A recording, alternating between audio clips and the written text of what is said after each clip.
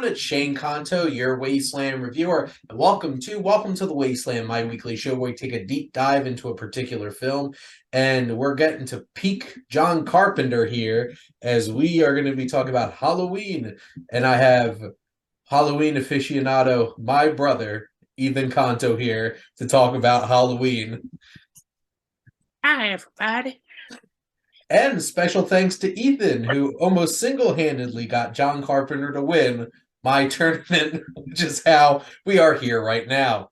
So we will be talking about Halloween, but if you haven't watched my show before, you have three segments. We have coming attractions for January 27th, and then we'll be jumping into our feature film and then having some recommendations for you.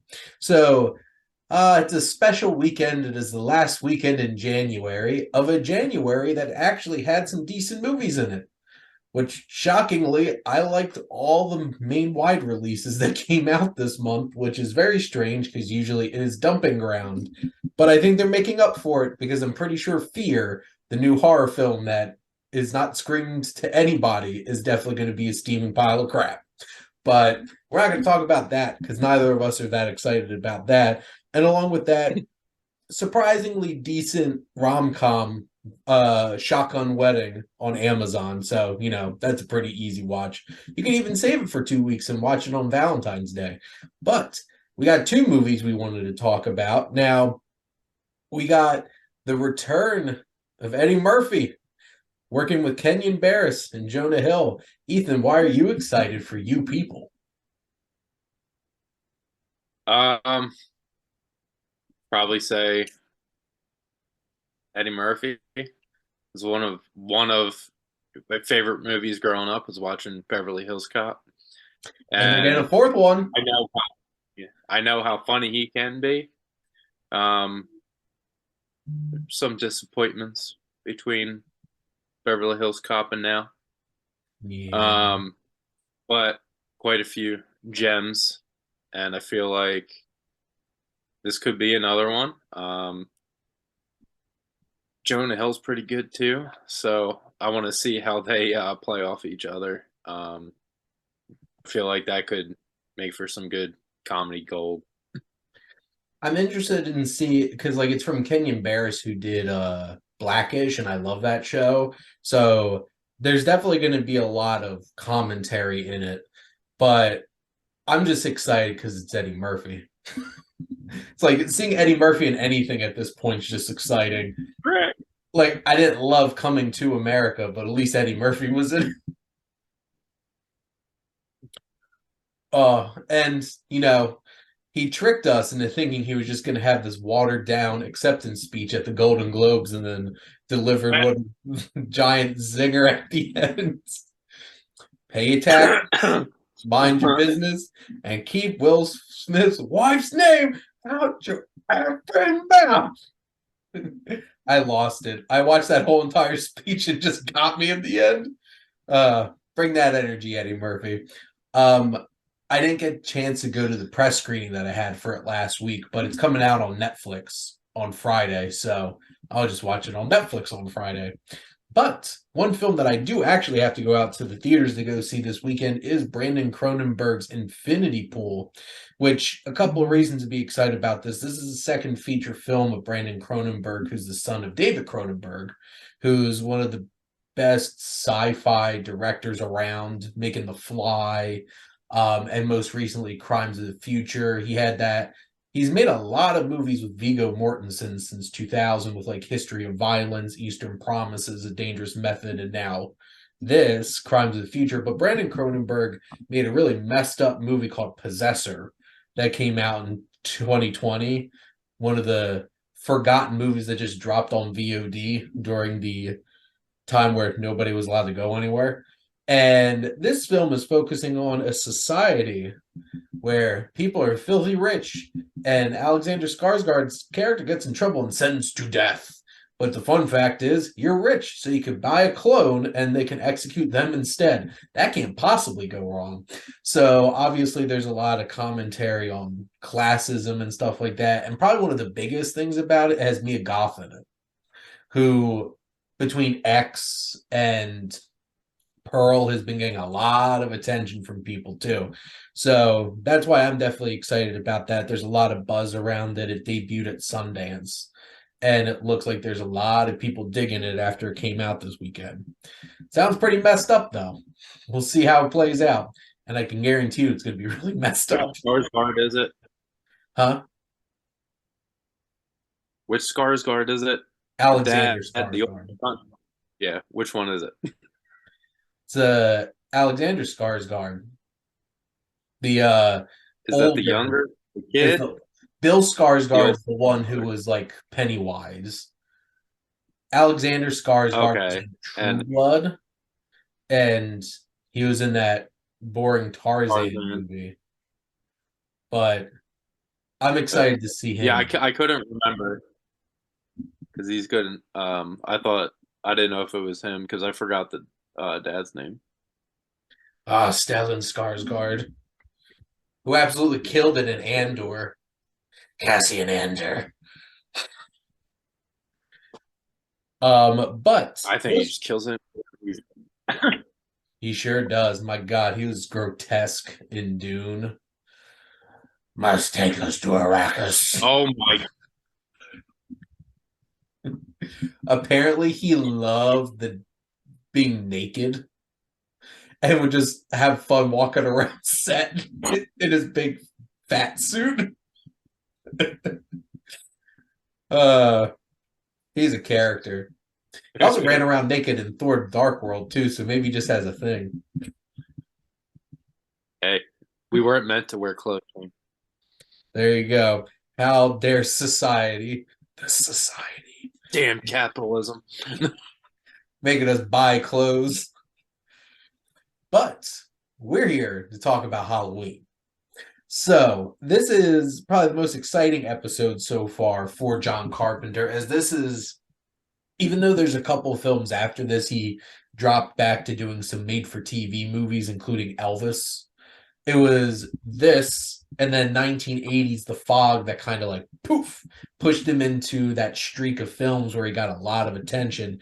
And this is one of the most shockingly successful films in the history of cinema, because this movie was made for like $100,000 and made a crap ton of money and really launched a whole entire subgenre of horror movies, which I know Ethan's a big fan of. And a career Yes. of a certain somebody.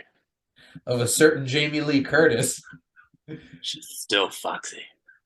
Yeah. She's up for an Oscar, probably going to be up for an Oscar. We'll find out tomorrow morning when they announce the nominees. But she plays Laurie Strode, a young woman who is like the good girl of her group of friends. All she wants to do is babysit this kid on Halloween. But then psycho killer Michael Myers escapes and comes back to his hometown of Haddonfield and wreaks havoc on a group of teenagers one Halloween night. And they have an unhinged madman, Dr. Loomis, played by Donald Pleasance, will stop at nothing to stop him.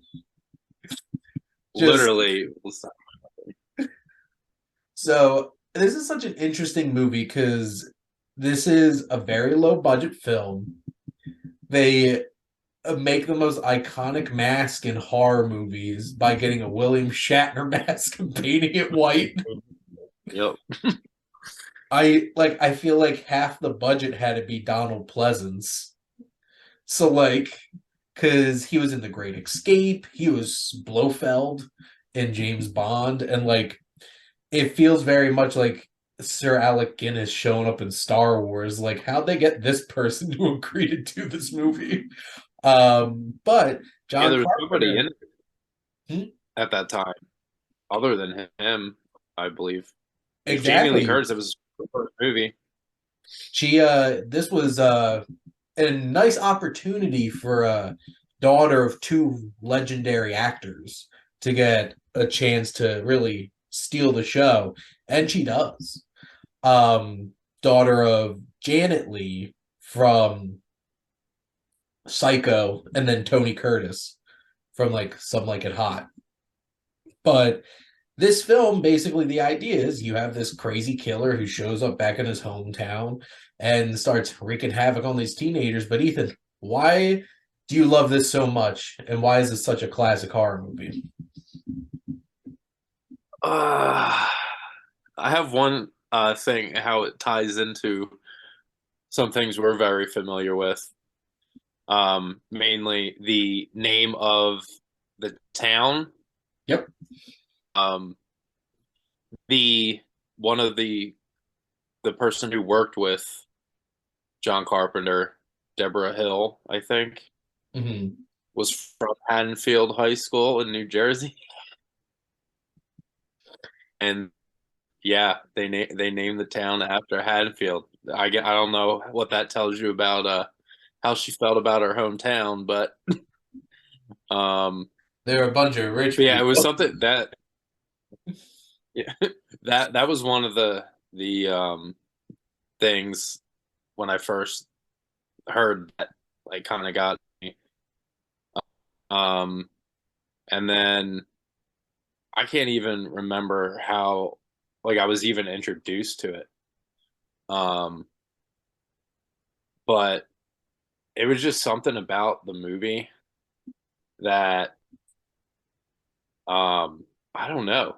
Like, the movie just, like, was really compelling, and you know this, that, like, I'm not normally, I don't watch a whole lot of older movies. Mhm.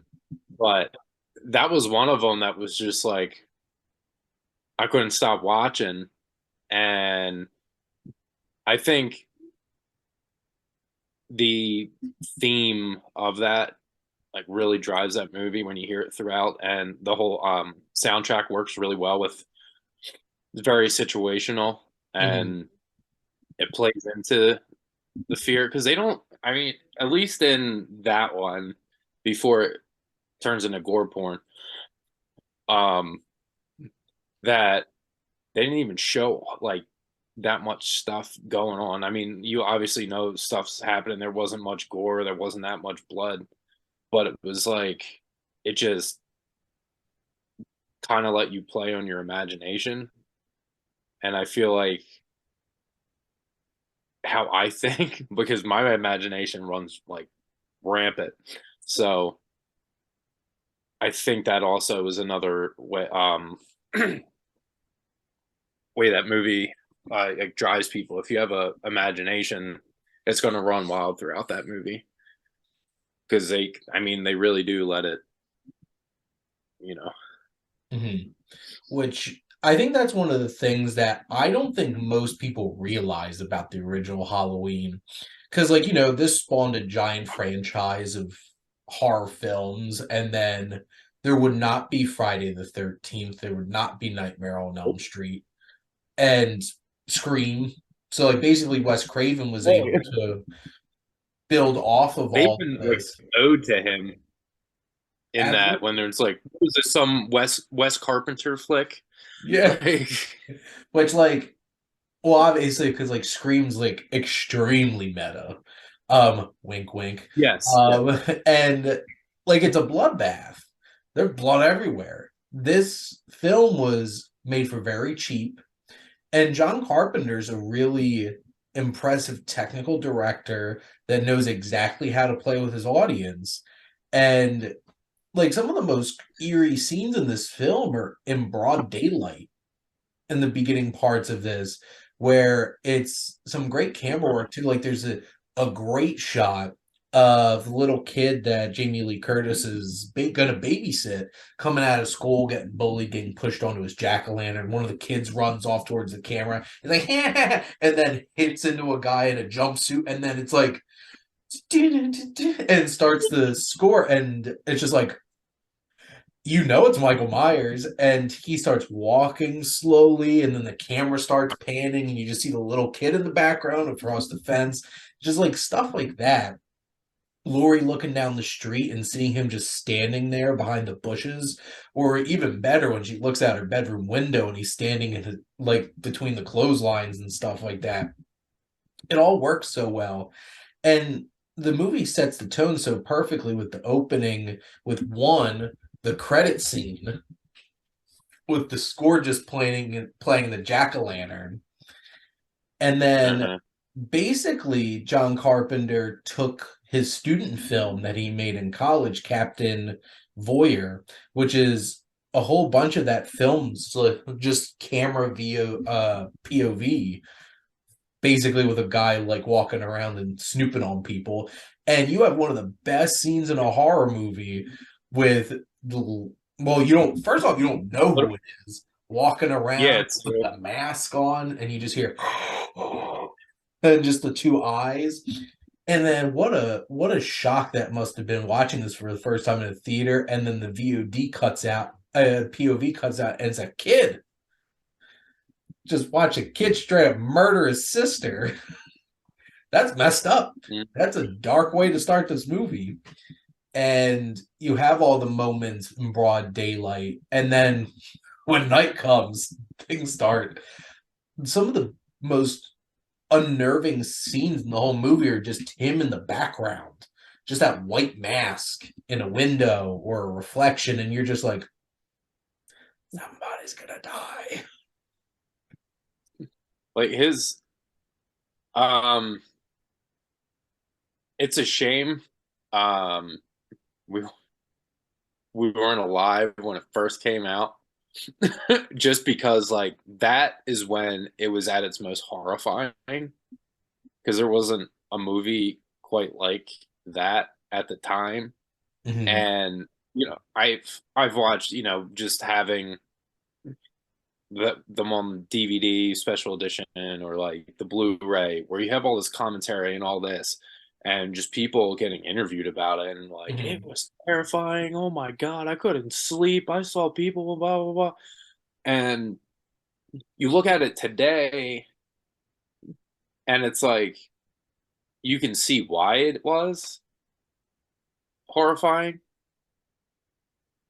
It just, we have so much stuff that's been out that is like freaking horrifying.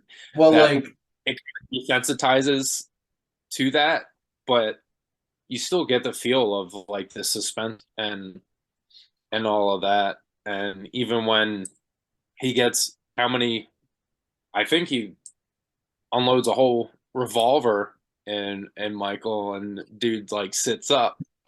And no, who do you like he and then shoots that him out got the coined, window, and then he and looks then he out the gets window. coined. It's gone.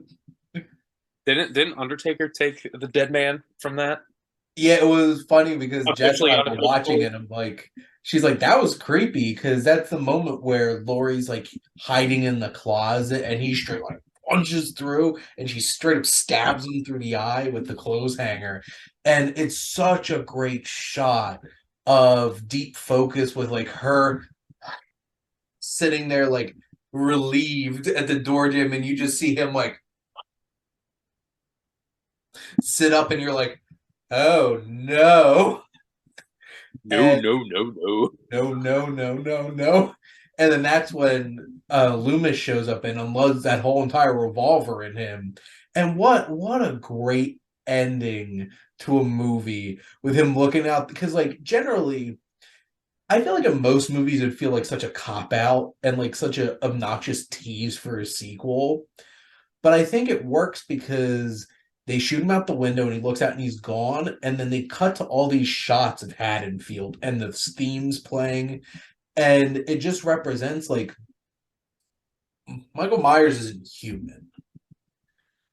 He's like the embodiment of evil. And evil permeates everywhere. Even if it's a nice, little, peaceful suburban town like Haddonfield, there's something dark underneath. And I kept making jokes. I'm like, and you know what? This movie's great, and not a single time did anybody yell, "Evil dies tonight." Because my God, if you had a drinking game for how many times they yelled, "Evil dies tonight," and Halloween Kills, you'd be killed. You'd be dead. You'd be dead of alcohol poisoning. But the thing is, like, it's able to do that. And another great I think this is probably one of the scariest shots in the whole entire movie is when she's standing up against the wall and you see just this blackened room behind her, and all of a sudden you just see coming into focus a little silhouette of his face, and you're like, no, thank you. And then like he comes out and like goes at her. There's two pieces of music in this that are like the big pieces of music. You obviously have the Halloween theme, which is completely iconic. And then you have the piece of music called The Shape Lurks when shit's gonna get real. Real quick. And it's the dun dun dun a ding ding ding ding ding ding. And you're just like, well, somebody's gonna die. Better run now. And it's just amazing how much music can do for a movie. And like that's the thing, even like why watch this? I would love to watch this in a theater. If they did whatever 5th anniversary this would be, not doing the math right now. I would go see this in a theater because this came out in 78. So it is 23. So it is an anniversary that they might do something. If they put this out in theaters at Halloween this year, I'm definitely going. Because I would love to watch this in a theater. And I think the reason this does stand the test of time is so much of the scares work still because it's good filmmaking. It's a really well-made movie with real tension, and it doesn't rely upon a bunch of BS. Because, like, I really enjoy Halloween, the one written by David Gordon Green and Danny McBride. But like, you could tell, like, they're just ratcheting up all the gore and shit. Because, like, and that doesn't surprise me.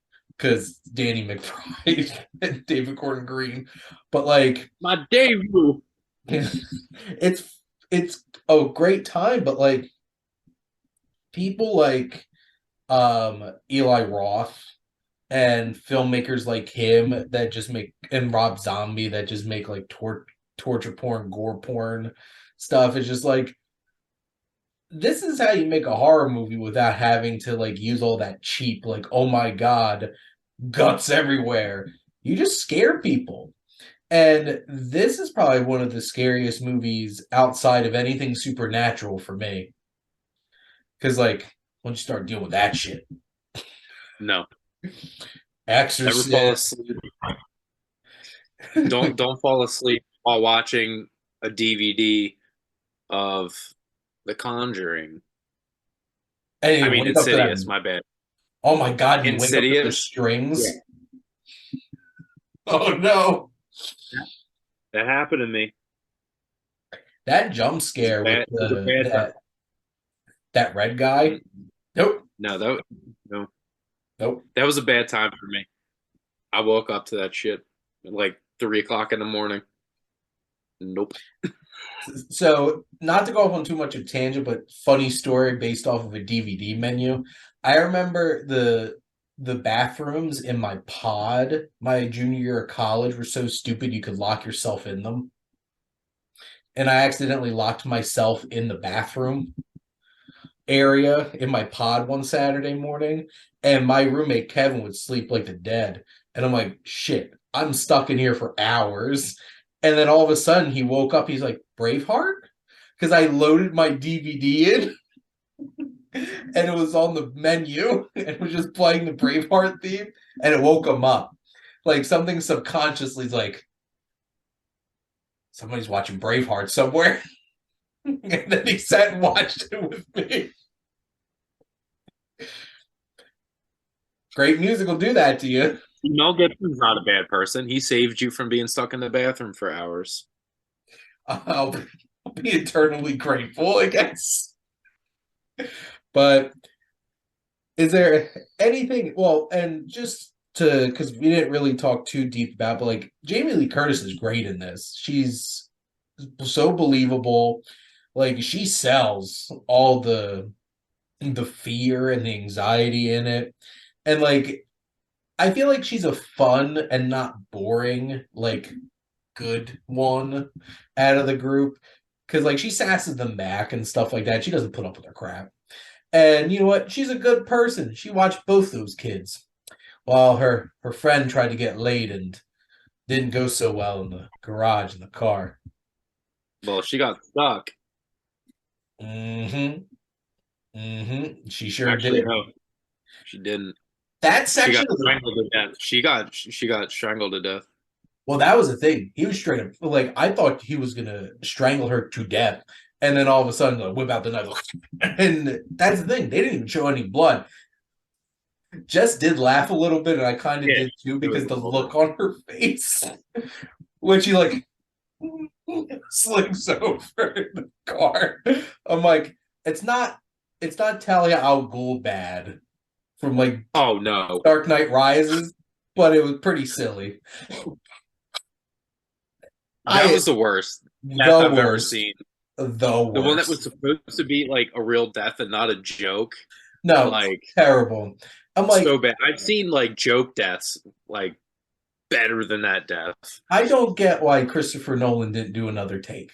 Like, you watched that and you thought that was good. That was the best you're gonna get. Like, she's an Academy Award nominated actress. Like, you thought that was the best you're gonna get. Anyway, and then Donald Pleasance. Like, it's so weird because he's this tertiary character because he's never like in the action with Michael. Like, even like the beginning of the movie, he leaves his car and then he attacks the car and then steals it. But like throughout the whole movie, he's just like that kind of character. He has that kind of presence where he's like, there's like something slightly like about slightly off the rails a bit because he's so obsessive about Michael. And I one of the best scares in the whole entire movie is almost nothing. It's him like standing in the bushes, like yelling at the kids to get off the deck, and the cop puts his hand on his shoulder. No music, no nothing, and it's just like you don't need a obnoxious jump scare. It's just like, oh crap, and it just works, and that's why John Carpenter's great. But Donald Pleasance obviously revived his career. He kept writing that one out. Oh yeah, Dr. Lewis. yep. He was riding that until he actually died. Yeah, because he passed away. He passed away in 1995. He was 75 years old. You know what's really sad is Deborah Hill died when she was 55. Really? Yeah, 2005. That's sad. I looked it up because I'm like, Haddonfield? And I look up Deborah Hill, born in Haddonfield, New Jersey, died 55 years old. I'm like, oh, sad. I didn't And even know he then was dead. she's been dead for almost 20 years. That's the crazy thing. And then I have to look at this man. Look at that John Carpenter with his wispy, crazy, long silver hair and that horseshoe mustache. He had such a look. He's the But man. He got like this legitimately got me into horror movies. I think it got a lot of people. Well, it got not only got a lot of fans in the horror movie, it got a lot of filmmakers in the horror movies. They're like, "Oh shit, we can make some money." But yeah, I mean that after I got a little ballsy and went into Friday the 13th. Wasn't ready for that because I was stupid young. That was a lot. Well, I watched the. If you all haven't watched the movies that made us on Netflix, they did have a Halloween episode and they had a Friday the 13th episode. And that's the thing. They didn't learn the lesson from Halloween. They were just like, wow, let's make a slasher movie, bunch of teenagers. And like Friday the 13th, the first one's like a real schlocky kind of like, hey, we're having sex. Nope, dead. Kevin Bacon. Kevin Bacon can stab through the throat. And that was filmed in New Jersey. Horror movies shit on New Jersey, period. It's a thing. Well, you know what? New Jersey was the dawn of cinema because you know who invented cinema? Thomas Edison from New Jersey. So Thanks, Tom. everybody could suck it. So There you go. But if you haven't seen Halloween, what are you waiting for? Yeah, exactly. It's been a minute. It's been a minute. Okay, It has 45, been. It has been 45 years. 45 didn't sound right, but I guess yeah, it is Yeah. 45 years. My God, this movie. I'm Wait a 30. minute. I'm going to be 33. This movie only came out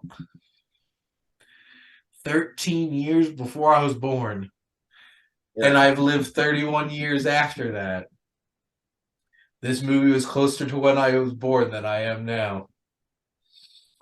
I like that. It's like Joe Biden being closer to Abraham Lincoln? Lincoln's inauguration than his own inauguration. God. What the hell? Well, this movie came out when our parents, a year after our parents graduated high school. So you've been out of school for 46 years. Go tell mom and dad that. That'd be fun.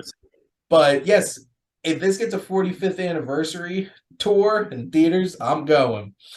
But we have some lovely recommendations for you. So, Ethan, what Netflix series would you like to recommend to everybody? Funny, I've been on these for quite a while now, and I've had some trouble coming up with recommendations or not so much recommendations, or just telling you what to not watch.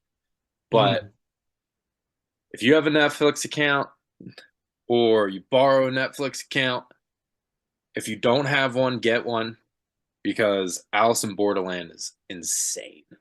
Mm-hmm. It is an incredible show. Most people say, like the memes are great where it's like, I watched this for the plot, and then they show all the actors and actresses. This is the plot.